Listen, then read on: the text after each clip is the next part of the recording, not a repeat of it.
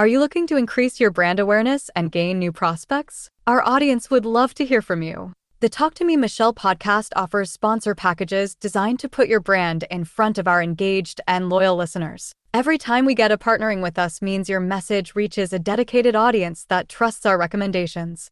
It's a fantastic way to build brand awareness and connect with potential customers. As our podcast continues to grow, so does your opportunity to reach more listeners.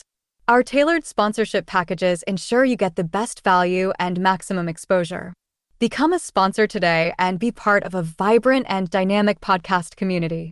Let's work together to achieve your marketing goals. Ready to get started? Email us at talktomemichelle@gmail.com to learn more about our sponsorship opportunities. Thank you for considering a partnership with our podcast. We look forward to promoting your brand.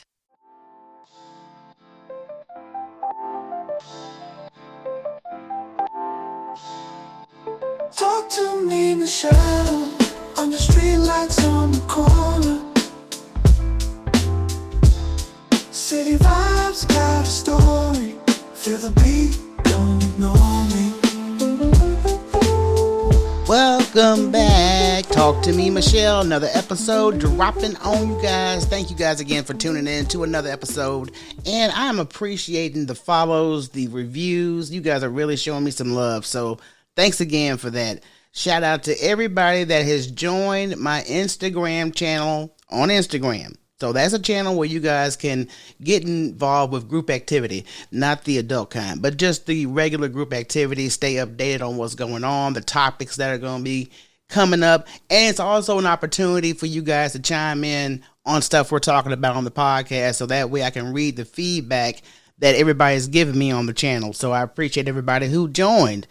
So let's get into the recap. Of course, of last episode, I talked about polygamy and all the different values and the rules and all the other stuff that you got to face in polygamy. So that was just a curiosity episode. I'm going to tell you right now. And I'm not curious personally about that lifestyle. I'm very, very comfortable in my space. But it comes up as a topic so often. That's why I want to tackle it and look into it. So I'm hoping I answered some questions, and I hope for those that are planning to join that community, have your stuff together. I'm just saying, you can't be claiming folks out here and not be doing the right thing. It's a setup for a reason. So in this week's episode, we are going to be talking about something very interesting, and I'm seeing more and more online, and it's really got me concerned. And it's the allure and danger of social media cults.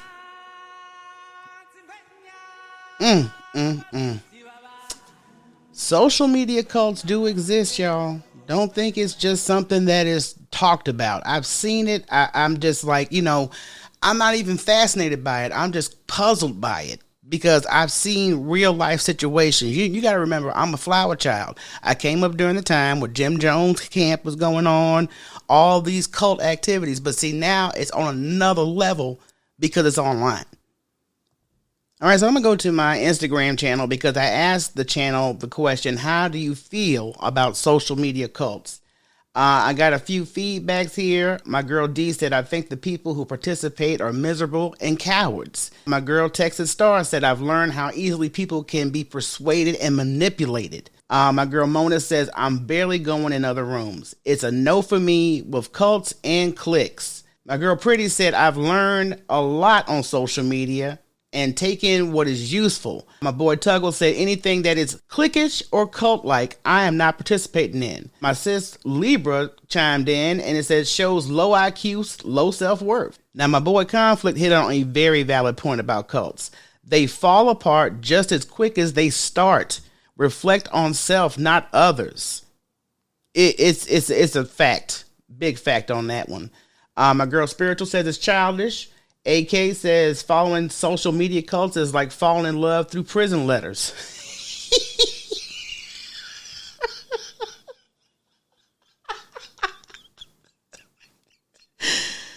Okay.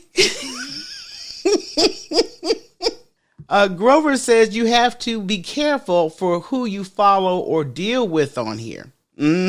Z-Dog, folks need to follow Jesus and stop being weird with a weird axis. That's how he spelled it. So that's just a little bit of the feedback I got back on the channel chat that we have when I put the question out there. So we are definitely going to get a little bit deeper into what's going on. And make sure you guys join in the conversation and join my Instagram channel again on my social medias. Now, what is the definition of social media cults? Social media cult refers to a bunch of folks, maybe just a group, few individuals, and they exhibit this intense and unquestioned loyalty and devotion to a online personality or an online community. And these cults are characterized by their members, with strong emotional investment. I've never seen people that gather so much on these online personalities or platforms and they become so emotionally vested. It's the truth. I've seen it. So they basically go along with the group's norms and the beliefs. What are the norms and the beliefs? It can lead to potential extreme behavior, just to demonstrate their loyalty. This is like a prove all who's the most popular kid in the cafeteria type of thing. And whoever wants to sit at that cool kid table, they go to the extreme to have a seat. It's ridiculous. The main ingredient of these cults are the leaders. And I call them that. That's what I'm going to refer to them as, the leaders. They're the head over the cult. And they have the significant influence over their followers.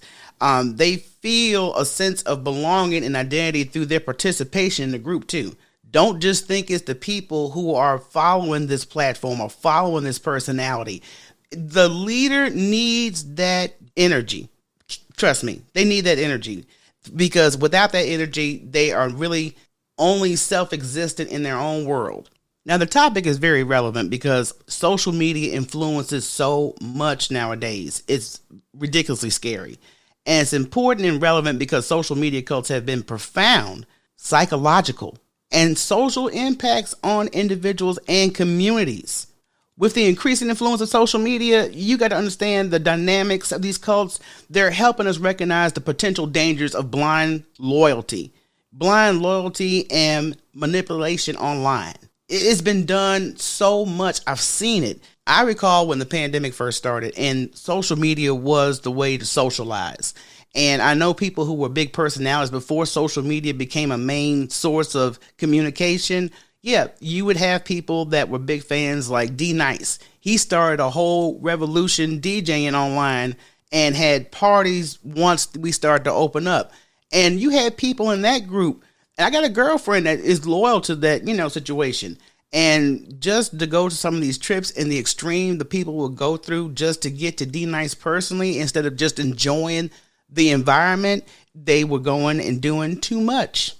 We need to support those who are struggling to break free from these groups, because I see a lot of people, and this happens very often, when you get with an online clique or an online personality and you show so much loyalty, invest so much of yourself into this, that once you and that personality or that platform falls out with you, you are cast aside and you are ridiculed. It's ridiculous. So we're going to go through those stories as we explore more on social media cults.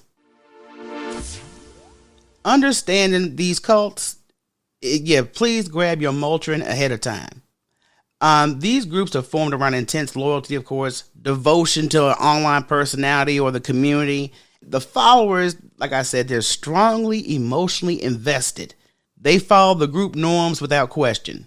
And like I said, I've seen extreme behavior just to show their alliance with some of these personalities or these communities. It is sad. I'm talking about folks, 30 plus up are in these communities or creating these communities. They are like the show before you get to the circus. If you buy your tickets at the ticket booth and you walk your way to the circus tent, you're going to see some clownery on the way before you get to the main event.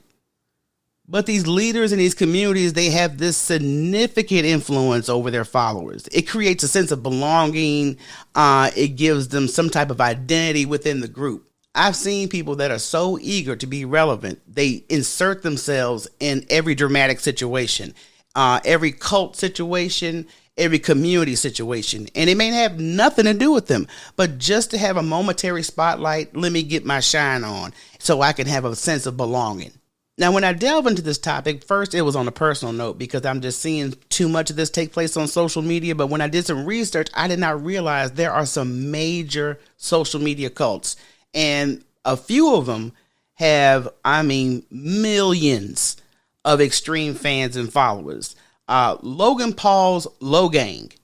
Now, that is a YouTuber, and his fan base is called the Logangs. And his followers, they do the most to show their loyalty and mimic his behavior because he does some risky content to get the hits that he does. So now you got a bunch of people that are doing the same thing. And I'm not sure how professional he is with his stunts, but I know these people that are following are not professionals and they're doing the same thing he's doing. Now, Logan Paul also has a younger brother. He's got a thing called Team 10. He's also a YouTuber, does the same thing his brother does. And they demonstrate this extreme loyalty. They mimic in the lifestyle and antics of the group members. It's just on another level. Other organizations like BTS Army, NXIVM, that's a cult that's extremely known for a significant online presence, and they use social media to recruit and maintain control over their followers, showcasing the intersection of online and offline cults. So why do social media cults exist? It's a combination. A combination of psychological and social factors. It's a, desire. They want to belong. They want to sit at the cool kids table in the cafeteria. They need identity. And I'm sorry if I'm mocking because I'm only based off my own observations, seeing how people go. I think it's sad. I think most people that go hard for these type of situations have psychological issues. Everybody wants to be appreciated. Everybody wants to be valued. So when you do find a space where you feel that, I understand the comfortability you can get. But like with me, this is a social thing. This is a promotional thing on social media. Either I want a good laugh, good conversation, or I'm promoting my content. That's the purpose for social media for me. It is not a mainstream of life, but some people it is. I know people that stay on live all damn day. People be in their bedrooms, they be scratching their ass, they be doing some of everything on live all damn day. So people need to have some type of reinforcement, some type of sense of belonging. Not for me. That's just not me. Now you may ask yourself, how does psychological and social factors impact social media cults? Well, there are quite a few things that you may want to make a note of when it comes to these type of cults, because like I said, it's a sense of belonging. People need to crave attention. They need a sense of community. So social media cults provide that. And they need identity. Joining these groups help individuals shape, affirm their identities. Now, the leaders of these social media cults, as well as the communities, they have an influence. They have influence to attract followers. So this engages them personally, or they feel that they're engaged personally. And social media algorithms, that's what everybody wants to go on. Social media algorithms. They create these environments that reinforce these beliefs that these people have. They isolate certain followers from outside perceptions. If you move in life where you feel like you don't belong and you're just trying to find a place of acceptance, so you find a place of acceptance with some of these social media cults and you get comfortable. People, say they love you. They're going to help you through whatever you're going through. So you feel comfortable. So you let your guard down and you feel this ultimate loyalty to this community or this personality that has opened their arms to you. The obsession with online personalities. I have seen some people online that worship people, like I said, outside the celebrity box, just regular folks. And they just gravitate so hard to these people they have never met. And even if they have met them, how authentic is it a friendship if you're just with me because I happen to have a strong influence? So I would think for whoever's over that, you got to realize, okay, who's really here for me and who's really here just to be affiliated. But some people become obsessed. Some of the traits, they have loneliness. They feel isolated. They have to seek all these connections online instead of going outside their front door. They also have a desire to belong to a group or a community that drives people to follow and engage with online personalities.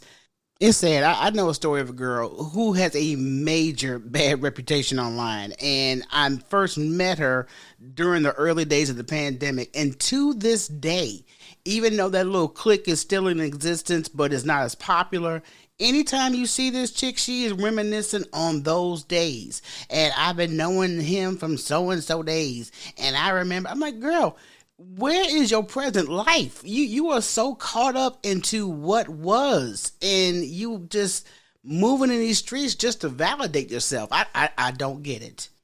I also found that people follow these cults. They have low self-esteem. They have low self-esteem because they look up to someone else for validation and guidance. And I've also noticed when an influencer goes live and they have those diehard fans, these followers spend so much time interacting with their content, participating with their activities, or defending the personality. I mean, yeah, if you admire somebody and you hear some bogus nonsense, yeah, you're going to speak your mind. But, I've seen people go beyond that point. Once you speak on it, don't linger on it. You've already said what you had to say. Keep it moving. But sometimes folks be writing out full paragraphs and telling many stories. I'm like, this is not a soap opera. Calm down. Now, some of the leaders, and I'm going to call them leaders, like I said, because these are, again, what I consider cults, and I'm sure many other people consider cults. They have charisma. The leader has charisma. They can be so charming and personality, just so bubbly to make people, they appeal to people. So they attract followers. And then they present themselves as a genuine, approachable person. I'm just like y'all. I'm good, but I'm going to share with you, my lows and my highs. And, they try to come across as that they are a real human being interacting with you personally, that you can relate to them. And you may not even share the same story, but the fact that they shared their story with you and currently it's got your ear, let me keep on talking on that so you know my story, and whatever else I say can influence you. Now, these leaders also have confidence. You have to have confidence, even though I think some of these leaders have self-esteem issues as well. But publicly, they have to come across as if they have confidence. That can be very compelling and very, very, very reassuring to followers. Because, see, since followers have that issue themselves, they end up trying to find somebody who is outside the box. You know what I mean? They're not the same. They're not on the same level of self-esteem, reputation, all that. They want that, so they're going to gravitate to a person that appears to have it. Now, let me go back again to the sharing of stories and how these people draw their followers. They appear to be genuine and transparent, believing you can trust them. So they lay out a trust factor when they share some type of story with you and, make you feel like you've got a personal connection with them. When online personalities share personal stories and experiences, the followers feel a deeper connection with them. They see them as role models. Oh my God. This is facts, man. I've seen this a dozen times. I'm leery of people that share too much up front with me and I don't really know you like that. You know what I mean?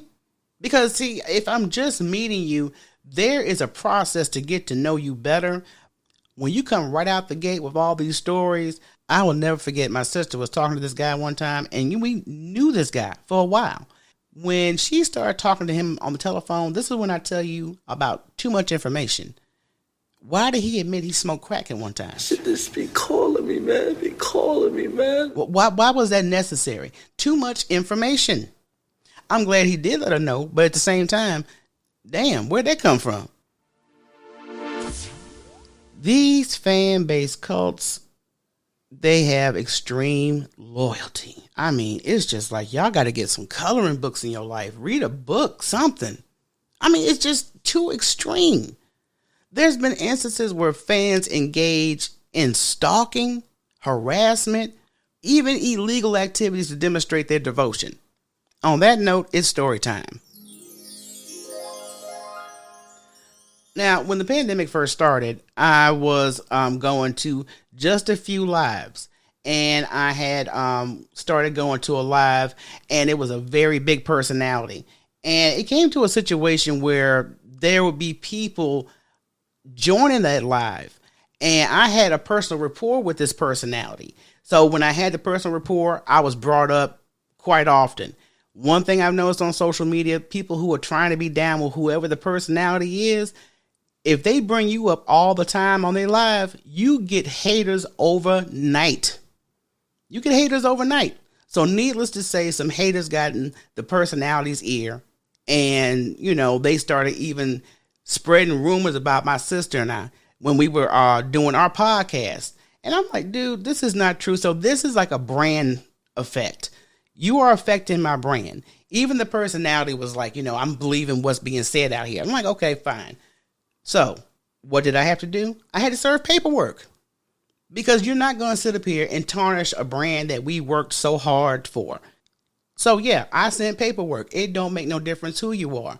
When people go to the extreme, and you have a business especially, or a brand, and people start talking reckless at the mouth, you have every right to tell them to shut the hell up, because everything that you're saying is tarnishing my brand.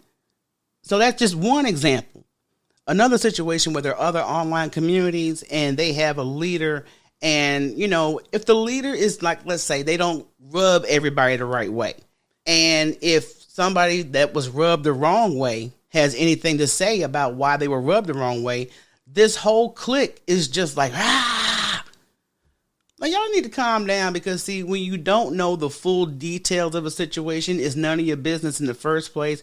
But the fact that you are just a bottom feeder, you're just, going in for a person you have no personal rapport with, you just want to be down with this community, that's fine. But please don't drag me in the mix. Don't do that. If I say I feel a certain way, I feel a certain way. Let's move on. But there are legal repercussions. See, people don't realize when you think this is all online, it's all cute, fun and games, people can actually take legal action. I just gave you an example of my legal action I had to do. And, it's sad it has to come to that, because you would think that once you have a word in somebody's ear, like, hey, you need to stop, and they keep going, sometimes you have to go for the paperwork. And I've even seen people get to physical situations. I mean, just offline physical situations, because he said, she said nonsense, or I'm not down with your community. And another thing that is tarnished when you do situations like that, it's damage to your personal relationships and reputations. I'm telling you, when my sister and I had the Gossiping Heifers, it was like every other month we was involved in some nonsense. Because, you got people that gravitate to you because they want to use you for an opportunity. And then when things don't go right, people got stuff to say. We had a situation that was over 4 months. I'm like, dude, please sit down. Be quiet. You're lying. So, people do go to the extreme, and I've noticed they do that because, unfortunately, negativity brings numbers.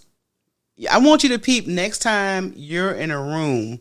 Sometimes it's a good vibe, but 9 times out of 10, it's some nonsense going on. And that attracts people. I know the last online altercation, which was unnecessary, but it happened. But the thing about it was, everybody and their mama, once they heard it was a conflict going on, you start seeing all the names pop up in the room. Boom, boom, boom, boom, boom. I'm like, okay, I don't never see you when I'm having a decent conversation, but now it's a confrontation. You want to sit up here and, watch. But your personal reputation online becomes tarnished, even if you don't have a business. Because when people hear so much about you and they don't know you, they will believe it. They will gravitate to whatever negative platform. If you don't happen to like somebody, they jump right on board. And it's an impact on a person, depending on how much a person really takes that seriously. I know there's plenty of people that I rock with that had that situation. It don't affect them whatsoever, because they move on to the next one. And they always say, when the devil busy, you got a blessing coming. So that's just the best way to look at it, because people who are obsessed with trying to defend somebody, trying to commit to a community, and they're trying to, ruin your reputation, they just making an ass out of themselves. That's why 9 times out of 10, I know it's hard not to respond, but that's the best response. Don't give them the attention they want, because they want to validate what they're saying. Now, people don't realize, besides legal repercussions, you're going to have, negative impact on your mental health. due to obsessive behavior. Have you ever seen anybody that's been so obsessed with a situation that it was good for their mental health? I've never seen that before in my life. Never. Prime example, my sister and I were just watching the Dexter series, and there is a situation with a woman who was promoted, and she can't do her job because she's obsessed with her man who is cheating on her. She up here bringing clothes in, smelling, knowing it's another woman and stuff. That's obsessive, because if you know it's happening, what are you going to do about it besides worry yourself to death? It has an effect on your mental health. You keep on worrying about stuff like that, being obsessed with stuff like that. Now, another thing that killed me about these cults is that, the people who gravitate to these cults, they always try to rationalize their idols' actions to maintain the consistency with the perceived image. So let's just say a leader has a reputation of helping people, raising money, showing up to support them at an event or a show. And oh my goodness, you can't talk about them like that. They've helped so-and-so and they've done this and they've done that. Okay, well, that's fine. That's a fine example. But people may not know the details behind that situation. You don't know if the person who put that together also benefit. You know what I mean? Because people do all this stuff on behalf of others and they take a little cut, if not all of it. Please, miss me with that. And I want folks to realize, if you are in that situation, if you do enjoy an online personality, a community, please do not mistake that they care for you personally. Please understand that. Because see, online, everybody can put on whatever mask they want to. And sometimes the main mask people put on is, oh, I care about you. You're my friend. You're my fam. And it ain't near the truth. And you may not, they tell you this so much, you don't even realize the one-sided nature of that relationship. I'm telling you, I've been there. Not cult-wise, but personal-wise, where a person just makes you think that they think the world of you and they doing all kind of shit in your face. So how can you break free from an online cult? First you need to recognize the signs of cult behavior. And there's plenty of red flags out there. First you're going to notice that they're isolating themselves. They don't want to deal with their family. They don't want to deal with their friends. They just isolated. And they have a high pressure to conform to the group norm. So if the group is doing some stuff that most of society wouldn't consider normal, they do. They're like, okay, well, this is cool in this situation, so why can't I do it? Because it's not normal. That's why. And whoever the person is over the community, the personality is, they just have this unquestionable authority with them. It's like an intense focus. And then you will realize that, they're manipulated very easily, because people use tactics to use like guilt or fear to make them feel a certain way about themselves and why they should commit more loyalty to the community or to the personality. And I've seen that, people will try to throw something in your face publicly to try to, make you feel very small. And if you fall into that trap, basically you're going to start whimpering and, wanting to, lick the boot heels in a couple of seconds. Demands for resources. I've been on lives that, there'll be a financial goal and you'll get a little entertainment in between. But then, hey, we need to reach this goal. So you need to donate so-and-so. And I'm not going to go live again until I get this much amount of money. People do that for real. People be on their lives with their cash apps pinned at the bottom. Oh, well, I need help for this. And, because if I can't come live no more, if I don't, get this amount of money, y'all stop that shit. There are too many resources of entertainment. If y'all are that bored, find somewhere else to go. Because these people holding you hostage for content is crazy to me. Crazy. Yeah, if you want to support, they got badges on most of these platforms. You can buy a badge, but, for somebody to announce, y'all need to buy this, y'all need to help me reach this financial goal, or I'm not going to come back. No, y'all, well, look, don't come back then. Keep your ass wherever you've been at without my money. If you are really serious about breaking free from a cult, you got to take some steps. First step is going to be, getting educated on some things, making you aware of certain dynamics of cults, and recognizing the tactics that are used to keep you in that cult. What do these people have over you to make you commit such loyalty to them? I'm very curious on what is, because loyalty is a rare factor in the human species. So why are you so hard up to go all out for this person who can give less than two shits about you? Now, if you start to gradually disengage with this community or this cult leader, you want to slowly start reducing your involvement to avoid any backlash or emotional distress. Sometimes you can't help it because it might be a public fallout and everybody knows what's going on. But if you take the time now to recognize I need to step back, just stop going to the lives. If you want to peep in for a minute so you won't have to hear no beef, peep in, peep out. That's all you got to do. Until you get to a point where you're not even interested in even peeping in anymore. It's going to be a process. It's almost like a drug addiction. It really is. It's sad. It's because, I've seen people shun from these communities or from personalities, and they can't help themselves. They end up always coming back. Even for a hot second. They may not say nothing. They'll just be sitting in the cut just to belong.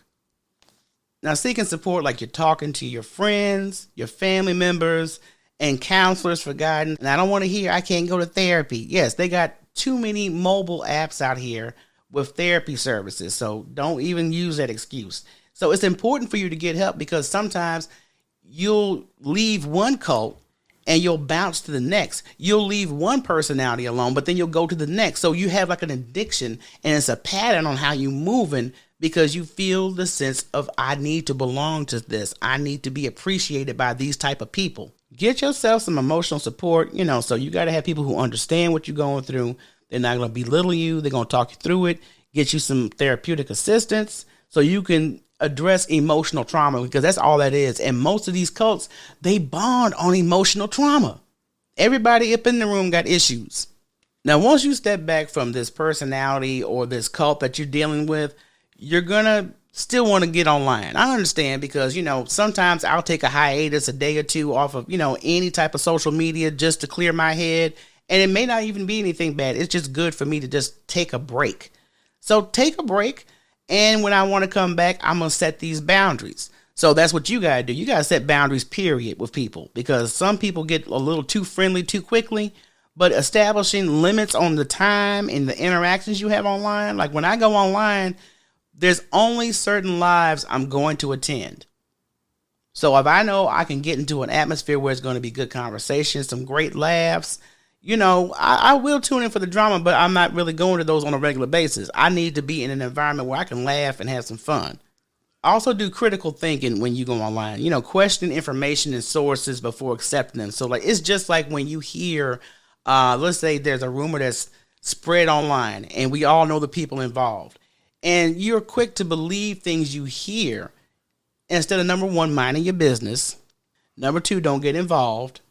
And number three, stop taking people's word for what other people said or did all the time right off the bat. Because, see, this is what I find funny. If I've ever had a situation with somebody online, usually I don't say anything. I just bag back. The person that says something first is usually the person, she ain't dealing with me no more. She cussed me out. I'm like, no, I didn't. And I didn't say nothing. I was just hoping you be an adult and move on to your merry way. But folks can't do that. They got to have relevance, making public announcements. And also broaden your horizons. Because some of y'all get back online and you fall right back into the same social media trap. It's still the same people. It's still the same network of people. It's same bullshit, different room. When you're on social media, you need to have diverse interests anyway. You just can't keep following in the same room, same people, different day. It's the same pattern. So make sure you start looking up stuff online that intrigue your interests. Like if you like gardening, cooking, crafting, there are all kind of videos, exercising, and they will start showing up more in your feed so you can really look at something useful versus a lot of negative nonsense. So the conclusion of this episode is, look, if you guys feel that you need a sense of belonging, I really think you need more self-acceptance. I'm just saying that's my personal observations. I am not a therapist whatsoever, but I will say when people fall for these social media communities, they go hard for online personality. I think you are lacking some things within yourself. That's just my opinion and my observation. So be confident within yourself, because social media cults can have a profound, lasting impact on people. They really can. They exploit people. It's a human need for belonging and identity. I get that. You know, often leading followers to an exhibit to extreme loyalty and engaging in risky behaviors, that's too much. Y'all too old for that shit. You're too old for it. There's consequences outside, and you gotta look at what Trump did with January 6th. You know what I mean? Look at that situation on how so many people are in jail right now, and he was nowhere in sight. But he influenced it. And the influence of these leaders can manipulate emotions and beliefs. It's like blurring the line between reality and fantasy. You got to find a way of breaking free from these cults. You're going to have to get that awareness, support, and commit to rebuilding a healthy sense of yourself and community by understanding the dynamics of social media cults. So I want to encourage everybody listening, be mindful of your online interactions. Be mindful, because sometimes people show you who they are up front, but we just don't pay attention. You got to be mindful on who you affiliate yourself with, especially if you're a business owner, you're trying to build a brand. Don't get caught up in the nonsense. Don't, be leery of collaborating with the people with the big names, because I've seen people who try to build their brand. They go to an influencer's platform. They go live with them a few times trying to gain their followers. And that always backfires. Whenever you go on somebody else's platform, going live, and you're just there for the purpose of trying to gain their followers, once you and that influencer falls out, that's OV for you. And if you do have a few stragglers, all they doing is going to spy on you for the little cult behalf. Those are facts. People will come up in your room, screen recording, trying to, so they can show their loyalty. That's just the way the cycle works. So I'm also giving you guys an invitation to share your personal stories or experiences. You can remain anonymous. I don't have to drop your name. So send me an email at talktomemichelle@gmail.com. Now, before I wrap it up, I'm excited to give you a little sneak peek of my upcoming episode, Embarking on the Path, my spiritual journey with my spiritual advisor. Yes, Spiritual Essentials will be joining me next episode. And now, in this episode, you're going to join me as I recount the transformation story of my spiritual journey, guided by my incredible spiritual advisor. We're going to dive into personal stories, expert insights, and key practices for spiritual growth, and practical ways to integrate spirituality into your daily routine for a more peaceful and purposeful life. Yes, I am a hippie at heart, but I love my spiritual essentials. So you guys make sure you tune on the next episode. So thanks again for tuning in, you guys. Make sure you like, share, subscribe, and hey, you can also support us on Buy Me a Coffee. If you like this content and you want to keep bringing content in, make sure you support us at buymeacoffee.com/talk-to-me-Michelle. So until next time, everybody, peace.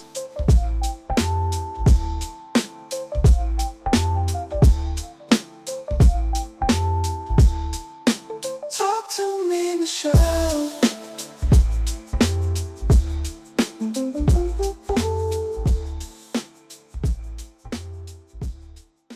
Hey there, podcast lovers. Are you enjoying our episodes and want to help keep the magic going? We need your support. Head over to Buy Me a Coffee and make a small donation to support our show. Your contributions help us create more amazing content, bring in exciting guests, and improve the overall podcast experience. Every little bit helps, and by donating, you become a vital part of our podcast family. Plus, we have some exclusive perks and shout-outs for our generous supporters. With your support, we can continue delivering the content you love. So if you're enjoying the show, consider buying us a coffee today. Visit buymeacoffee.com/talk-to-me-Michelle and show your support. Thanks for helping us keep the show running.